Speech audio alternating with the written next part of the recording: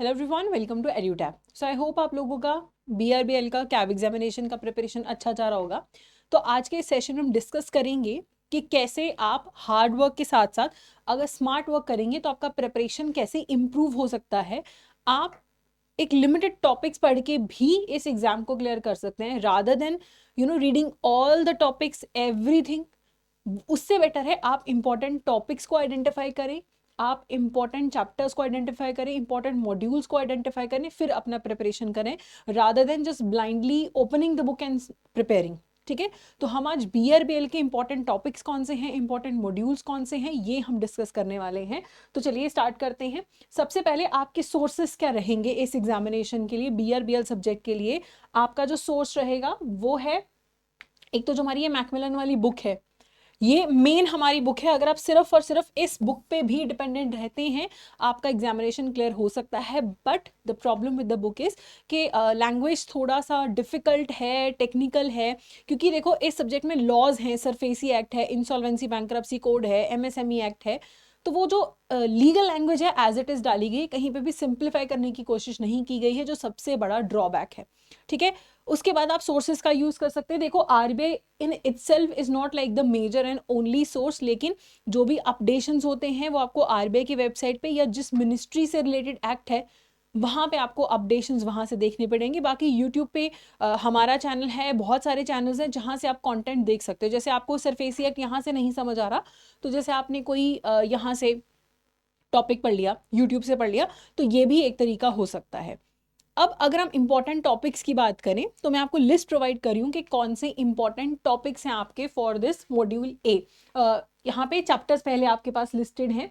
तो सबसे पहले हमारे पास 7 चैप्टर है मॉड्यूल ए में। देखो अगर हम ओवरऑल वेटेज की बात करें तो बीआरबीएल में मॉड्यूल हमारा सी और मॉड्यूल डी, ये सबसे ज़्यादा इंपॉर्टेंट है। मेजर जो आपका पेपर है वो मॉड्यूल सी और डी में से ही आता है। आप ऐसा कर सकते हैं कि सी और डी पूरा जम के पढ़ लीजिए और ए और बी मॉड्यूल जो उसका ओवरव्यू ले लीजिए, तो भी आपका पेपर क्लियर हो जाएगा। लेकिन सी और डी मॉड्यूल तो समझ लो कि घोल के पीना है आपको, अगर आपको एग्जाम को क्लियर करना है। ठीक है, तो आपके पास ये चैप्टर्स हैं जो आपकी रेड में हाईलाइटेड चैप्टर्स हैं, इन्हें आपको लीस्ट इंपॉर्टेंस देनी है। और जो आपकी ये ब्लू ब्लैक में हाईलाइटेड है, control over organisation of banks, return inspection winding up and financial sector legislative reforms, इनको आपको थोड़ा सी ज्यादा इंपॉर्टेंस देनी है। बट ओवरऑल आपको सी और डी मॉड्यूल को ज्यादा इंपॉर्टेंस देनी है। ठीक है, सबसे बढ़िया बात है पूरा का पूरा थ्योरी है आपका बीआरबीएल, कहीं पे भी आपको कोई न्यूमेरिकल करना ही नहीं है। जैसे बाकी के सब्जेक्ट्स हैं एबीएम, एबीएफएम, वहाँ पे आपको बीएफएम में न्यूमेरिकल्स करने हैं। बीआरबीएल में मस्त आप थ्योरी पढ़ो और आपका पेपर क्लियर हो जाएगा, कहीं न्यूमेरिकल की चिंता ही नहीं करनी है। फिर आपका मॉड्यूल बी आता है, इसमें भी आपके सिर्फ और सिर्फ 7 चैप्टर हैं। और सबसे बढ़िया बात, प्रिवेंशन ऑफ मनी लॉन्ड्रिंग पहले पढ़ रखा है आपने जब आपने जैब की तैयारी करी है। नेगोशिएबल इंस्ट्रूमेंट एक्ट पहले पढ़ रखा है, फेमा के बारे में आइडिया है, पेमेंट एंड सेटलमेंट नया है। और ये जो आपके laws relating to securities and modes of charge है, इनमें भी ऐसा नहीं है कि बिल्कुल नई नई चीज़ें आई हैं। अगर आपने जैब एग्जामिनेशन की प्रिपरेशन अच्छे से करी है तो फिर बहुत सारी चीज़ें हैं जो यहाँ पे रिपीट हो रही हैं, पीपीपी वाली बीआरबीएल में रिपीट हो रही हैं। ओके, तो यहाँ से आप पढ़ सकते हो। यहाँ पे भी आपको ज्यादा इंपॉर्टेंस देनी है। मॉड्यूल 9, चैप्टर 9, चैप्टर 12, चैप्टर 13 को आपको ज्यादा इंपॉर्टेंस देनी है, जो ब्लू में हाईलाइटेड है। और जो रेड वाले हैं उनका बिल्कुल आप ओवरव्यू भी ले लेंगे तो भी चलेगा।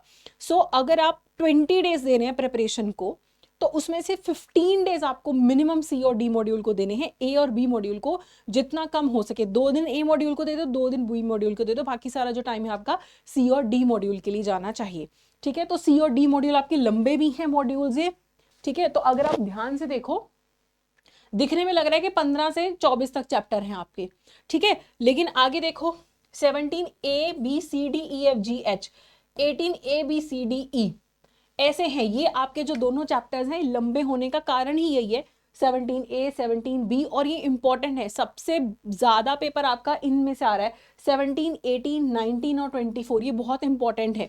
बाकी देखो ये इतना छोटा चैप्टर है, आरबीआई ओम्बड्समैन स्कीम आपने पहले पढ़ रखी है, नहीं भी पढ़ रखी कोई चिंता नहीं है, हो जाएगा। ये सिंपल है, MSME, banker books evidence, 4 page का चैप्टर है। ये आपके काफी इजी वाले चैप्टर्स है और इनको आपको सिर्फ ओवरव्यू देना है, समरी पढ़नी है।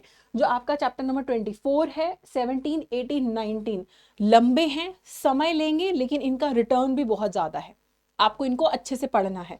जो मॉड्यूल सी है बहुत ज्यादा इंपॉर्टेंट है, ठीक है, मल्टीपल टाइम्स पढ़ो। मैं तो ये रेकमेंड करूंगी कि इन 2 चैप्टर्स के तो नोट्स भी बना लो तो भी बेनिफिशियल रहेंगे।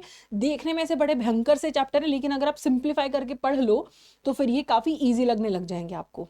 ठीक है, again D module is very important. देखने में लग रहा है 25 to 34 है, लेकिन 25 ABCDEF, 26 ABC, 27 ABCDEF, 28 ABCDEFG। तो इस तरीके से 25A 25B, ऐसे मल्टीपल चैप्टर्स हैं इसके अंदर। तो देखने में कम लग रहे हैं लेकिन बहुत सारे चैप्टर्स हैं इसमें भी। 25 से लेके 29 बहुत अच्छे से पढ़ना है, बहुत ज़्यादा अच्छे से पढ़ना है। मेजर मेजर मेजर पेपर आपका कुछ ही चैप्टर्स में से आ रहा है, उन पे आपको फोकस करना है। ठीक है, और इन चैप्टर्स का आपको ओवरव्यू लेना है। ठीक है, इन चैप्टर्स का आपको नीचे वाला का ओवरव्यू लेना है। अब ओवरव्यू का मतलब ये नहीं कि बस ऐसे ही छोड़ दिया कि मैम ने बोल दिया कि लाइटली ले लो, ऐसा नहीं कि छोड़ देना है। समराइज फॉर्म में तो पढ़ना ही पड़ेगा ना, बिल्कुल नहीं ना छोड़ सकते आप कि आपके 60 चैप्टर है तो आप 20 पढ़ के चले जाओ। हाँ, अच्छे मार्क्स अगर आपको लेने हैं तो आपको फिर इनका भी ओवरव्यू तो लेना ही लेना पड़ेगा। ठीक है, उसके बाद आपको हम टॉपिक लिस्ट भी प्रोवाइड कर रहे हैं। ये जो आपका PDF है ना, ये जो मैं आपको ये लिस्ट प्रोवाइड कर रही हूँ, टेलीग्राम चैनल पे जाके इस PDF को डाउनलोड कर लेना। आपके पास एक टॉपिक लिस्ट हो जाएगी, नहीं तो मैं साइट पे हो जाऊंगी तो आप ये स्क्रीनशॉट भी ले सकते हो। ठीक है, तो अब आपको क्या करना है, अपनी बुक खोलो, आप चैप्टर खोलो। ठीक है, इसमें से ये वाले 2 टॉपिक्स पढ़ लो। ठीक है, फिर चैप्टर 2 खोलो, ये वाले टॉपिक्स पढ़ लो। आप ऐसा कर सकते हो कि सिर्फ ये टॉपिक लिस्ट आइडेंटिफाई कर लो, ये सिर्फ आप टॉपिक्स आइडेंटिफाई कर लो अपनी बुक में से और इनको आप रीड कर लो। एंड बेस्ट इज न्यूमेरिकल आना ही नहीं है तो बहुत बढ़िया बात है, कोई नेगेटिव मार्किंग नहीं है, वो भी बढ़िया है। एक चीज याद रखनी, कुछ आपको ना fill in the blanks type के क्वेश्चंस आते हैं जिसमें ऑप्शन नहीं दिया होगा पेपर में। ठीक है, पेपर में कुछ क्वेश्चंस ऐसे भी आएंगे जिनमें ऑप्शन नहीं दिया होगा। ईजी आते हैं, काफी ईजी आते हैं, बट स्टिल आपको वो चीज भी माइंड में रखनी है कि 5-7 क्वेश्चन आपको फिल इन द ब्लैंक्स भी आएंगे, इजी आएंगे, लेकिन उस तरीके से आपको पढ़ाई करनी है, याद रखना है इस चीज को। ठीक है, सेम अगेन आपका पूरा मॉड्यूल A, पूरा मॉड्यूल B के आपके पास टॉपिक की लिस्ट आ जाएगी। टेलीग्राम चैनल से ये PDF डाउनलोड कर लेना। कुछ चैप्टर्स में मैंने लिखा हुआ है कि फुल चैप्टर पढ़ना है, तो वो फुल चैप्टर ही इंपॉर्टेंट है। ठीक है, जैसे इस चैप्टर में से इतना पढ़ रहे हो, effect of registration, effect of non registration आपको पढ़ लेना है, पूरा पूरा पढ़ने की जरूरत नहीं है। मॉड्यूल B जो है उसमें भी अगेन आप देख लो, मैंने आपको बता दिया कि जब आप सरफेसी एक्ट पढ़ोगे चैप्टर 17A से H, उनमें आपको इन चीजों पे फोकस करना है, इंपॉर्टेंट टॉपिक्स पे। ठीक है, जब आप IBC वाला पढ़ोगे तो आपको इन चीजों पे फोकस करना है, कंपनी और LLPs पे फोकस करना है आपको। ठीक है, जब आप टैक्स लॉस पढ़ोगे तो पूरा चैप्टर आपको पढ़ना है, लीगल सर्विस वाला आपको पूरा चैप्टर पढ़ना है। काफी छोटा और सिंपल ये चैप्टर है। ठीक है, तो इस तरीके से ये पूरा आपके पास ये लिस्ट आ जाएगा। मॉड्यूल D में भी देखो कुछ आपको ज्यादा दिखेंगी, ये बहुत इंपॉर्टेंट चैप्टर्स हैं और इजी बहुत है। BRBL डिफिकल्ट लगता है जब आप खुद से पूरा पढ़ने लग जाते हो, सिंप्लीफाई नहीं करते। अभी भी मैं बोलूंगी कि ये भी आसान नहीं है एकदम से इसको सब कुछ पढ़ना, इट विल टेक टाइम। ठीक है, तो अगर आपको लगता है कि नहीं खुद से नहीं प्रिपेयर हो रहा तो आप हमारे एडुटैप की वेबसाइट पे जा सकते हैं। सिर्फ BRBL का भी अगर आपको क्रैश कोर्स में एनरोल करना है तो आप उसमें भी एनरोल कर सकते हैं। With in 9-10 classes will be covering everything, you will be provided with the notes also, with the full length mock test also, everything will be provided, test series MCQ सब कुछ मिलेगा। आप उसमें भी एनरोल कर सकते हैं। आप पूरा जो फुल हमारा सुपर क्रैश कोर्स है उसमें भी एनरोल कर सकते हैं। अगर आपको किसी सब्जेक्ट वाइज किसी में प्रॉब्लम आ रही है तो सब्जेक्ट वाइज भी एनरोल कर सकते हैं। आप हमारी वेबसाइट पे जाके जो है चेक कर सकते हो इसको। ठीक है, हमारे कोर्सेज जो हैं कॉम्बो में, सिंगल में, हर तरीके से आपको अवेलेबल मिलेंगे।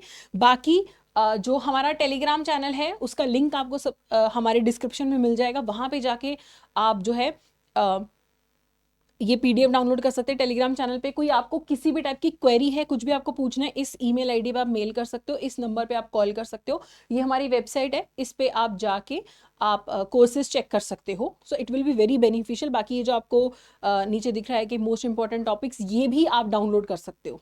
ठीक है, आप सीधा ये बुकलेट डाउनलोड कर सकते हो, इसमें सारे सब्जेक्ट्स के आपको इंपॉर्टेंट टॉपिक्स मिलेंगे। बाकी देखो, अगर तो आपने प्रिपरेशन पहले से स्टार्ट किया हुआ है दैट्स गुड, आपको कोई कोर्स हो सकता है लेने की ज़रूरत ना पड़े। लेकिन अभी पेपर आने वाला है और आपने प्रिपरेशन अभी आप बिल्कुल मतलब आपको लग रहा है कि नहीं कुछ नहीं किया है, स्किप कर देते हैं, देन आई वुड सजेस्ट कि आप कोर्स में एनरोल करने के बारे में सोच सकते हैं। बाकी कोई भी आपको प्रॉब्लम है, कोई भी इशू है किसी भी टॉपिक में, आप कमेंट सेक्शन में कमेंट करके बता सकते हैं। Will try to reply as soon as possible, या फिर आप मेल भी कर सकते हैं। So all the best for examination. That's it for today. Thank you so much.